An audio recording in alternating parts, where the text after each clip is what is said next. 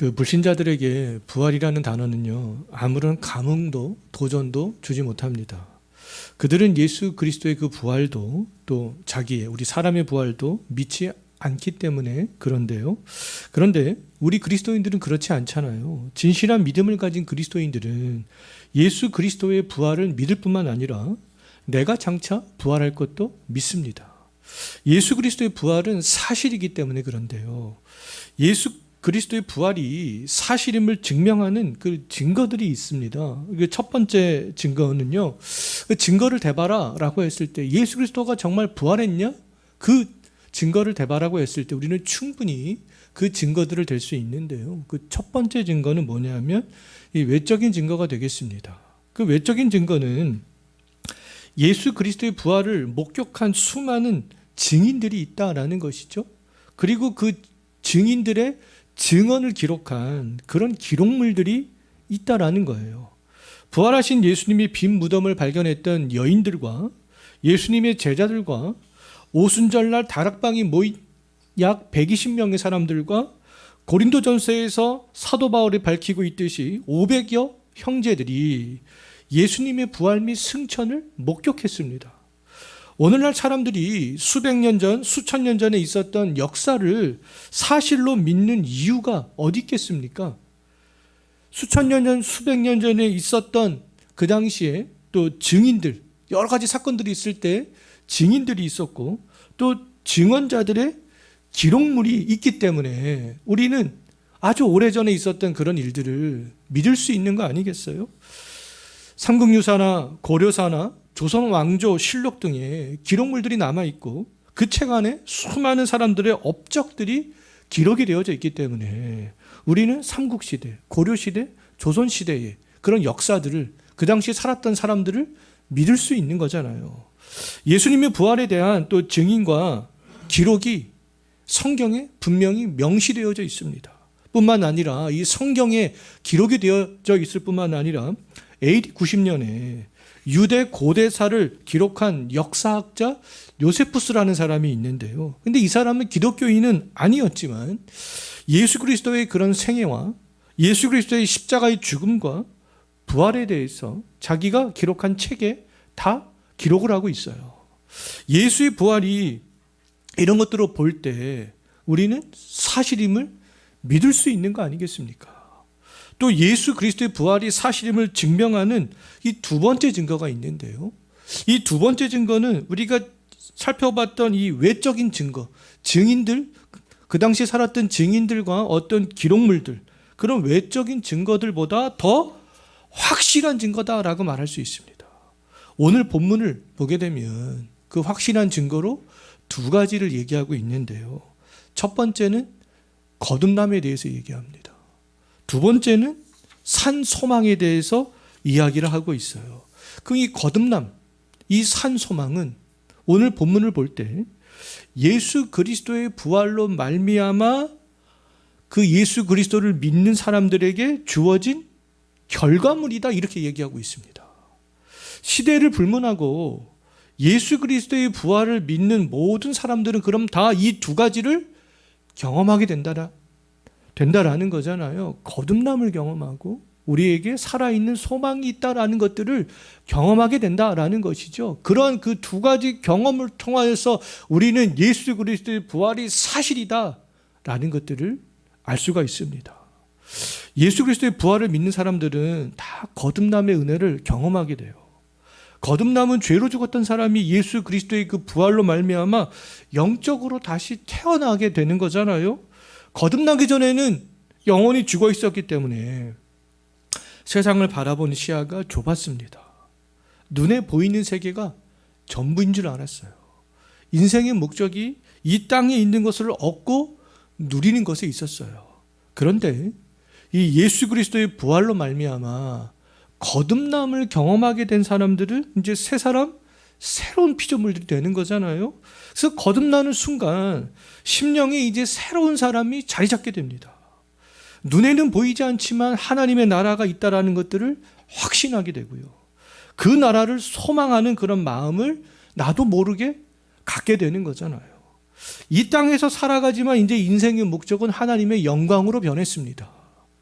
예수님께서 거듭나지 아니하면 하나님의 나라를 볼 수 없다, 이렇게 말씀하셨어요.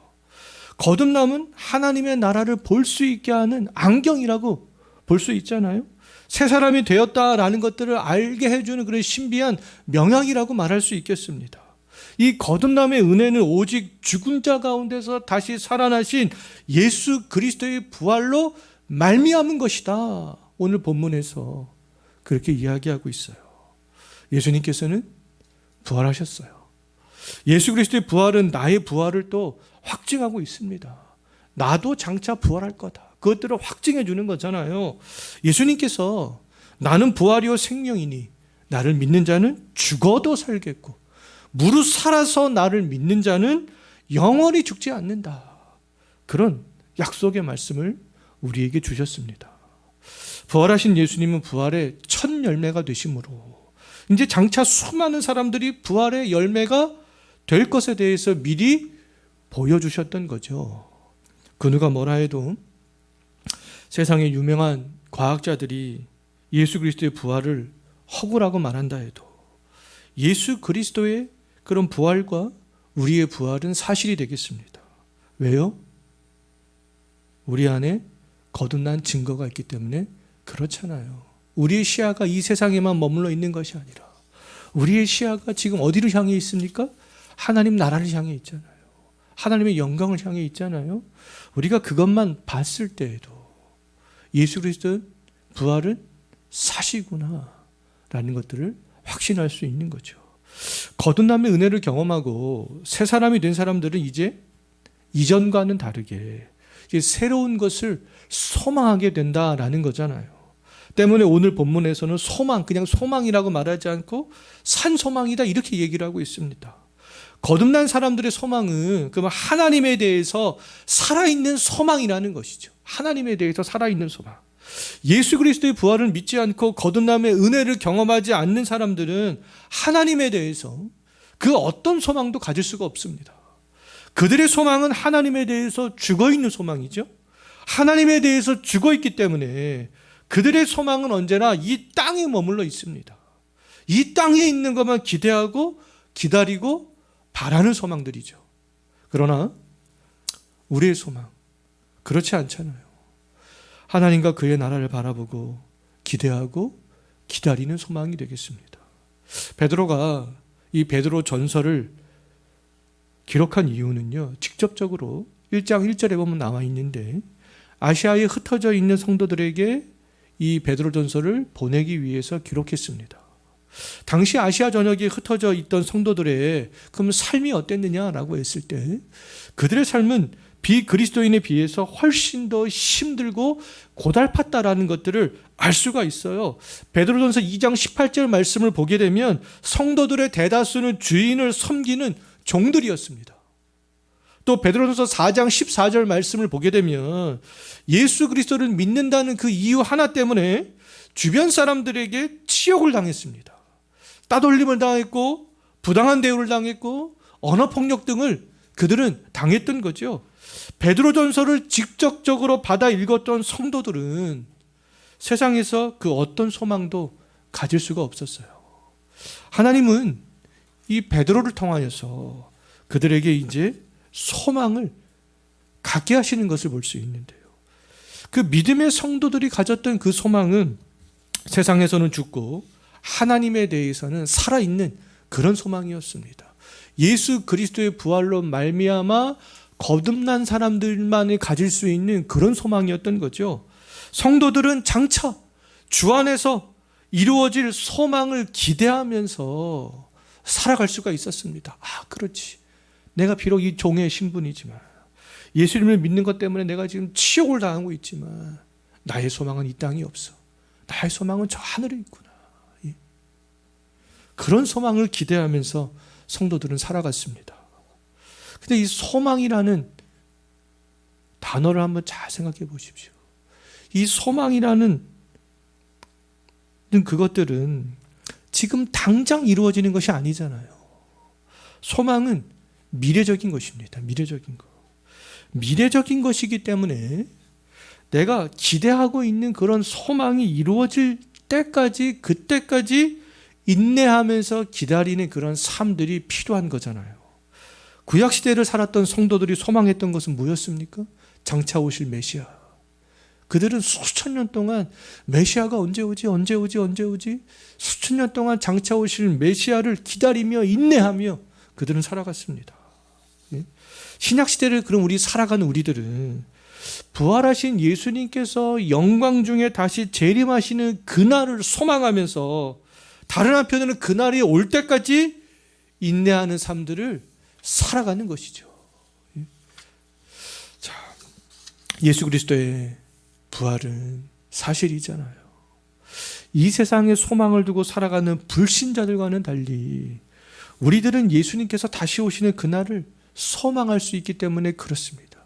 예수 그리스도의 부활로 말미암아 산 소망을 갖게 된 거죠. 그를 소망하면서 인내하는 삶을 살아가고 있기 때문에 예수 그리스도의 부활은 사실이다라고 말할 수가 있겠습니다. 예수 그리스도의 부활로 말미암아 거듭남의 은혜를 경험하고 산 소망을 갖게 된 그 우리들의 삶의 방식들, 베드로전서를 직접적으로 읽었던 아시아에 살아갔던 그 성도들, 그들의 삶의 방식이 헛된 삶의 방식이었느냐? 우리의 삶의 방식이 그러면은 헛된 삶의 방식이겠느냐? 예수를 믿는 것 때문에 치욕을 당하고 그런 것들이 정말 헛된 삶의 방식일까? 근데 그렇지 않다라는 것이죠. 우리 그리스도인들이 살아가는 삶의 방식은 가장 가치 있는 삶의 방식이 되겠습니다. 그리스도께서 다시 살아나셨기 때문에 부활하신 예수 그리스도를 전파하면서 우리가 살고 예수님을 믿는 믿음 안에서 살아가는 우리의 인생은 결단코 헛되지 않다라는 것이죠. 우리의 인생이 헛된 인생이 근데 아니라는 것들을 우리는 확신하고 우리들은 계속해서 예수 그리스도를 위한 삶의 방식을 고수를 해야 될 필요가 있잖아요. 우리의 삶의 방식이 맞는구나. 예수 중심으로 살아가는 우리의 삶의 방식이 결코 헛된 것이 아니구나. 내 안에 있었던 그런 거듭남의 경험들, 살아있는 소망들, 그것들을 내가 더욱더 고수하고 지키려고 하는 그런 삶의 방식은 귀중한 삶의 방식이 아니겠어요. 우리의 소망을 그러면 우리는 하늘에 두어야 되는 것이죠. 우리는 이미 이런 사실들을 너무나 잘 알고 있습니다. 그런데 또 다른 한편으로는 좀 우리의 모습들을 점검해 볼 필요가 있습니다. 우리의 입으로는 천국을 사모한다 라고 말하고 장차 하늘로부터 다시 오실 예수 그리스도를 기다린다 라고 말합니다. 그런 지식들은 우리가 가지고 있어요. 근데 우리의 소망은 또 하늘에 있다 라고 그렇게 이야기도 합니다. 근데 그럼에도 우리가 하루하루 살아가는 일상의 삶을 들여다보면 그렇지 않은 것처럼 보일 때가 또 많이 있다라는 거죠. 하늘을 사모하고 소망하는 마음이 부족한 것처럼 보일 때가 굉장히 많이 있습니다. 어느새 또 불신자들처럼 이 땅에 있는 것을 더 크게 소망하고 있는 그런 모습들을 발견할 때가 있어요. 직장에서도 가정에서도 심지어 교회 생활을 하면서도 그럴 때가 있습니다.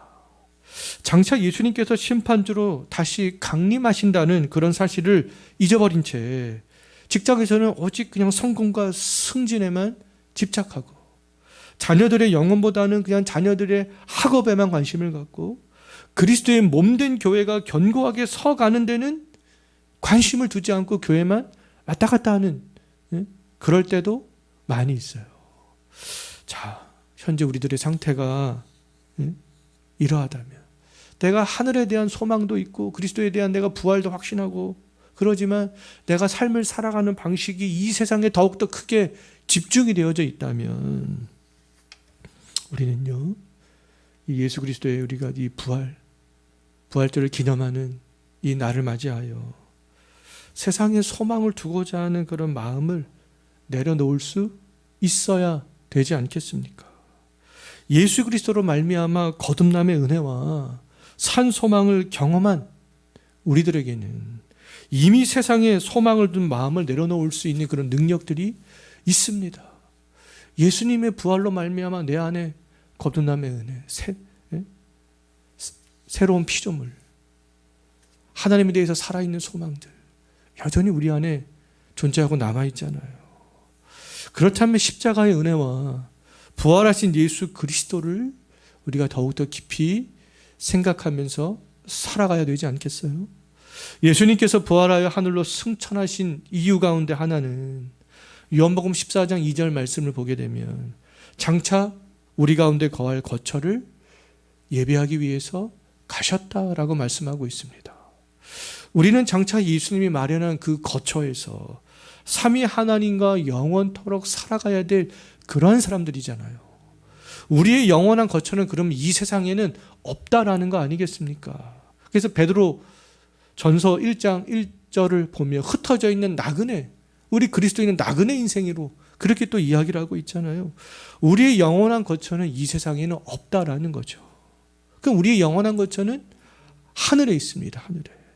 우리가 시선을 두어야 할 곳, 우리가 사모해야 될 것은 우리가 발로 밟고 서 있는 이 세상이 아니라는 거잖아요. 부활하신 예수님이 계신 것, 장차 심판주로 다시 오실 예수님이 있는, 지금 현재 예수님이 있는 그곳이 되는 것이다 라고 말할 수 있겠습니다.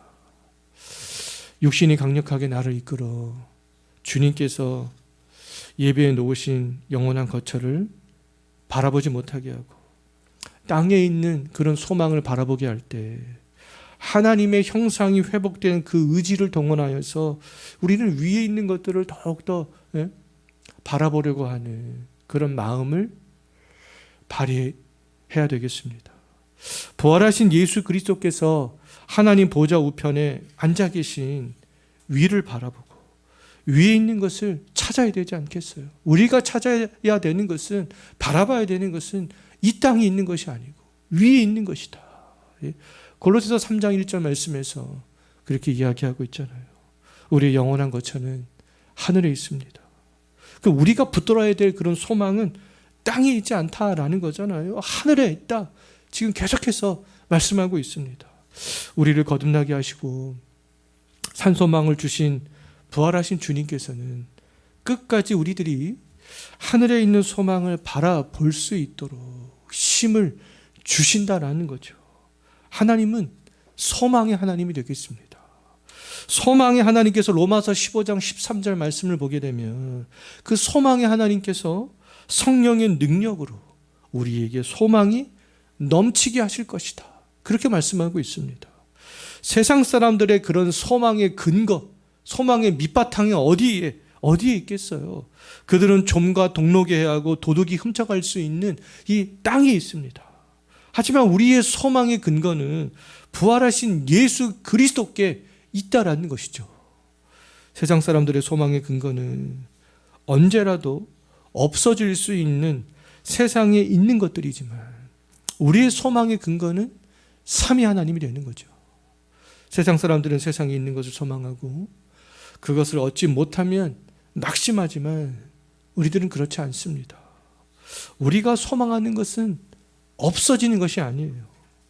이루어지지 않는 그런 소망이 아니잖아요. 우리의 소망은 영원한 것이고 부활하신 예수님께서 다시 재림하실 그때에 반드시 이루어지는 그런 소망이 되겠습니다. 우리의 소망의 근거는 하나님이기 때문에 고난 중에도 또 베드로전서를 직접적으로 읽었던 그 성도들처럼 종의 신분으로 있을 때에도 그리스도를 믿는 그 믿음 때문에 고난을 받고 치욕을 받아도 낙심하지 않을 수 있는 것이죠. 그러한 가운데서도 우리는 소망하는 마음을 가질 수 있는 것입니다. 오히려 우리가 그러한 환경에 직면했을 때 하늘에 대한 소망이 더욱더 강력해질 수 있잖아요. 주 예수님께서 더 빨리 오셨으면 좋겠다. 하늘에 대한 소망이 더 강력해질 수 있습니다. 지금까지 세상의 소망을 두고 부와 명예만을 위해서 살아갔던 사람들의 영혼이 어디 있겠어요? 그들의 영혼은 지금 지옥에 있잖아요. 그러나 힘들고 어려운 가운데서도 하늘의 소망을 두고 살아갔던 성도들의 영혼은 어디 있습니까? 지금 하늘에 있습니다. 장차 부활하신 예수 그리스도께서 다시 오실 때 세상의 소망을 두고 살아갔던 사람들의 영혼과 부활한 육체는 영원한 형벌의 심판을 받지만 하늘의 소망을 두고 살아갔던 사람들의 영혼과 그 부활의 육체는 영원토록 삼위 하나님과 거할 수 있게 된다라는 것이죠. 자, 예수 그리스도의 부활은 사실이 되겠습니다. 수많은 목격자들이 있고 기록물들이 남아있기 때문에 그렇고요. 부활하신 예수 그리스도께서 우리를 거듭나게 하셨고 하나님에 대해서 살아있는 소망을 주셨기 때문에 그렇습니다. 주변에 있는 사람들이 예수 그리스도의 부활이 거짓말이다, 어떻게 그것을 믿을 수 있느냐 라고 그렇게 이야기할 때 우리는 외적 증거와 내가 경험했었던 그런 내적 증거들을 우리는 충분히 그 증거로 제시할 수 있잖아요. 당신이 갖고 있는 그런 소망과 내가 갖고 있는 소망이 다르다, 충분히 이야기할 수 있습니다. 자, 우리가 세상을 살아가면서 붙잡아야 될 소망은 그럼 세상에 있지 않습니다. 만약 지금 우리가 하늘에 대한 그런 소망이 희미해져 있다면 지금도 살아서 하늘에 계신 주 예수 그리스도를 더욱더 강력하게 바라봐야 되는 것이죠. 내가 지금 이 자리에 어떻게 서 있을 수 있는가? 그 십자가의 은혜와 예수 그리스도의 부활로 말미암아 된 것이 아닌가? 그것들을 생각하고 그 은혜를 바라볼 수 있어야 되겠습니다. 그러면 정말 세상에 줄 수 없는 하늘의 소망을 소망의 하나님께서 성령의 능력으로 우리에게 넘치게 주실 것을 믿습니다. 기도하겠습니다. 하나님 아버지,